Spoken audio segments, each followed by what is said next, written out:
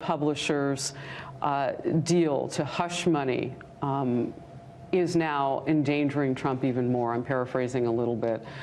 You know, as you look at this, what do you want the nation to know about your former attorney being sentenced yesterday? I don't think, and I have to go check, I don't think they even paid any money to that tabloid, okay? I don't think we made a payment to that tabloid.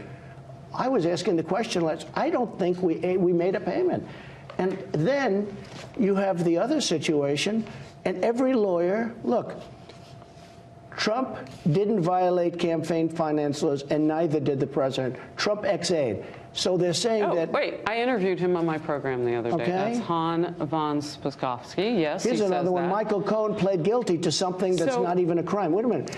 These are campaign. Nobody, except for me, would be looked at like this. Nobody. What about Congress, where they have a slush fund, and millions of dollars is paid out each year? They have a slush fund.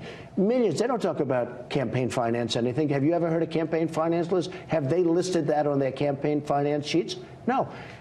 Well, I've covered that story. I'm waiting for them to dig into the slush fund. Number one, they say it's not a campaign finance violation.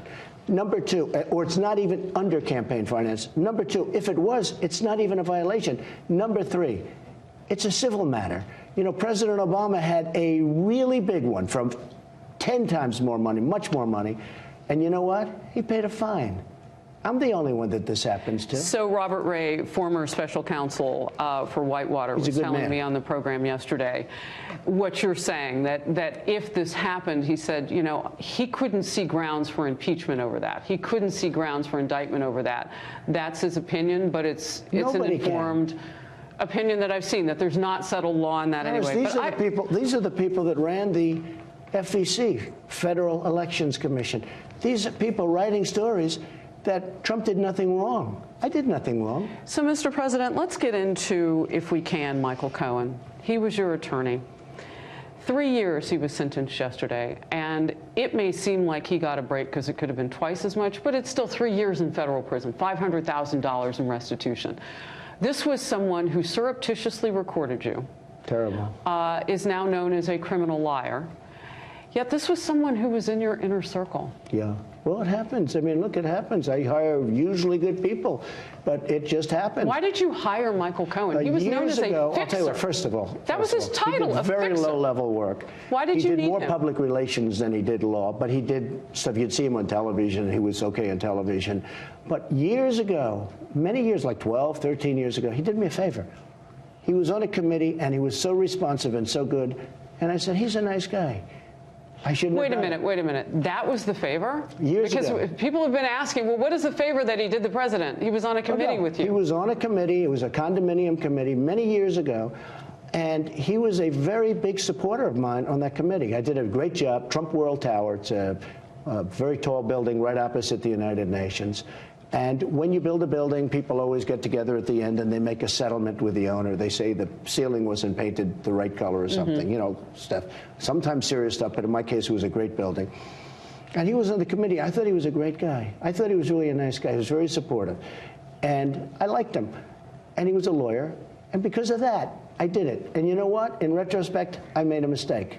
Because what he did was all unrelated to me, except for the 2 campaign finance charges that are not criminal and shouldn't have been on there. They put that on to embarrass me. They put those 2 charges on to embarrass me. They're not criminal charges, number one. Now, that's according, Harris, that's according to the top And I've interviewed people who've told me this. I mean, you watch the program, So what happened is either Cohen or the prosecutors, in order to embarrass me, said, listen, I'm making this deal for reduced time and everything else. Do me a favor, put these 2 charges on. They're not criminal charges. I want to move on. And they weren't for President Obama either. I have one last question. Michael Cohen says that he lied in order to protect you. Yeah. What's your response to that? Let me tell you, I never directed him to do anything wrong.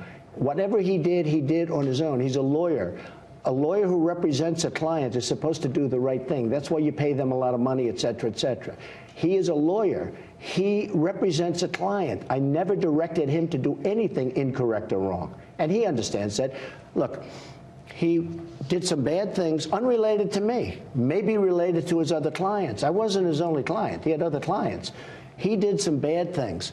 And income tax evasion, I heard about taxi cab, I heard about a lot of things. Now, I'm not reading about any of that stuff, because what he did is he made a deal to embarrass me. In order to embarrass me, they cut his term down. Pretty terrible stuff. Let me tell you the other thing. His father-in-law is a very rich guy, I hear. His father-in-law, I thought, was the guy that was the primary focus. Well, what did he do? Did he make a deal to keep his father-in-law out? Did he make a deal to keep his wife, who supposedly, maybe I'm wrong, but you can check it. Did he make a deal to keep his wife out of trouble?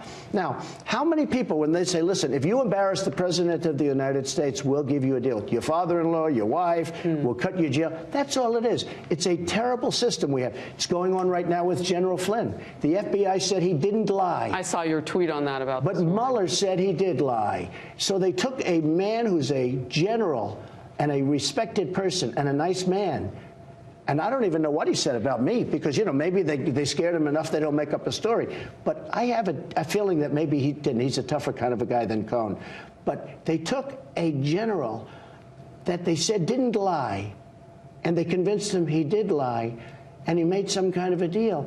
And now they're recommending no time. You know why? Because they're embarrassed that they got caught. All right, let's move on. So you mentioned Ohio, so I'm going to bring up John Kasich, and I'm going to bring up Arizona Senator Jeff Flake, because they say they may run against you in 2020. I hope so. But look at the new Fox polling today, which has your approval rating at 46%, which is just a couple ticks off of your highest point in Feb of 17. But it's higher than Obama.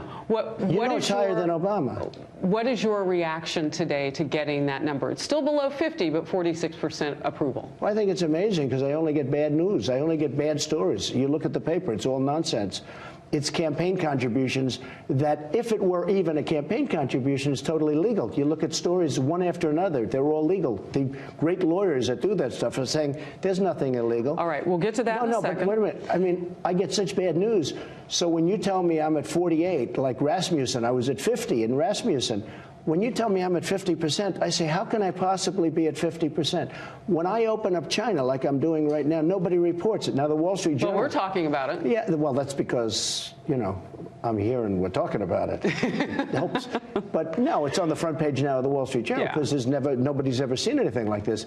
But it won't be a big story in NBC or ABC or CBS, and CNN won't even cover it. You know, that's total fake news. What do you say to these men who think they have a shot in 2020 and you're sitting at 46 and it really hasn't moved all that much? And let's be honest, there have been some bumpy trails along the way, and weathering that with this type of approval rating. What do you say to a Kasich? I think I have the greatest base in the history of politics. I have people that I love and that love me, frankly. That includes a lot of women. I got a tremendous percentage of women last time. Remember, I wasn't going to get women. I wasn't going to. I interviewed some of the women for Trump. Yes. I got women that they're the greatest. And I have tremendous women support. But if you remember the last election, I was worried I wouldn't get one woman in the whole United States to run. And I got tremendous. I mean, Hillary wished she had my numbers, okay? Hillary got trounced with women. And I'll tell you something. The news and the polls are really fake. But I have the greatest base in history. Because the 46 and 48%, those people, they never waver. In fact, it was your poll. And frankly, Fox has always given me a bad poll. I don't know why that is, but because they've treated me fairer than most. But the polls have always been lousy. But there's positive news in this, though. No, well, the economy was very positive. I just saw the poll. The economy was very... Look, I've done a good job on the economy, but I've done a very good job in foreign relations. We're respected again as a nation. A full-throated refutation from the president himself, who obviously is feeling very strongly about the fact that this is a man that he paid handsomely, he allowed into his inner circle, and he is obviously now flipped. Now, I mentioned that he's in the president's inner circle. Very interesting, because yesterday the president told our Harris Faulkner apparently that didn't take very much. He was on a committee. It was a condominium committee many years ago. And he was a very big supporter of mine on that committee. I did a great job. Trump World Tower. It's a very tall building right opposite the United Nations. I liked him. And he was a lawyer. And because of that, I did it. And you know what? In retrospect, I made a mistake. Listen to that. For those who've said the president never admits when he's wrong, he said right there, when it came to hiring Cohen, I made a mistake. Very interesting. Sandra? Kevin, what do we know about this inaugural committee investigation? Yeah, a death by 1,000 cuts or 1,000 lawsuits and investigations. That's sort of how it's being seen here at the White House, which is to say, this is something I don't think many people have ever even heard of, to say nothing of an actual federal prosecutor taking a look at it. This all goes back to the now famed, it was bigger than it looked, inauguration. You saw the crowds there, and there is a very strong question now among investigators about whether or not the Trump Inauguration Committee misspent some of the record $107 million it raised from donations. The federal investigation into the inauguration. Can you give answer one last question. On the inaugural committee, that doesn't have anything to do with the president or the first lady. The biggest thing the president did in his engagement in the inauguration was to come here and raise his hand and take the oath of office. The president was focused on the transition during that time and not on any of the planning. Okay, so, Sandra, this is a fairly lengthy statement. I'll try to blast through it as quickly as I can. This is on behalf of the 58th Presidential Inaugural Committee. The PIC's finances were fully audited internally and independently and are fully accounted. Moreover, the inauguration's accounting was provided both to the Federal Election Commission and the IRS in compliance with all laws and regulations. These funds were raised from private individuals and were then spent in accordance with the law and the expectations of the donors. The names of donors were provided to the FEC and have been public for nearly 2 years, and those donors were vetted in accordance with the law, and no improprieties have been found regarding the vetting of those donors. So what I think you're seeing here, and this is what was said to me by senior staffer this morning, she said, sort of like what's happening with the Ninth Circuit, which has been sort of trying to disrupt the Trump legal agenda out west. You're seeing the Manhattan office, the Southern District of New York, now apparently targeting the Trump orbit here in the east. But she also said they will remain strong. Sandra? And Kevin, the president is said to be whittling down the candidates for chief of staff. Where do things stand on that this morning? Oh, yeah. So it's not Ayers, it's not Mulvaney, it's not you, it's not me. But that list is now apparently down to 5 people. Listen, as I've shared with you previously, the president will make this decision on his own. This won't be sort of a decision by committee. Still, trying to replace the chief of staff, John Kelly, is a very important opportunity for this White House for a couple of reasons, Sandra. Number one, you want to make sure you have someone who can make the trains run on time. But number two, and this is key, you want to make sure that you have someone who can manage the president as well. So, yeah, this list is fluid with big names coming and going by the minute. We're interviewing people now for chief of staff, yes. 5 people, really good ones. Terrific people, mostly well-known, but terrific people. Terrific people. Sandra Smith, among them. Kevin, He's another one. right Terrific back at you, person buddy. right there. Thank you, Kevin. Thank you, God bless you, and God bless America.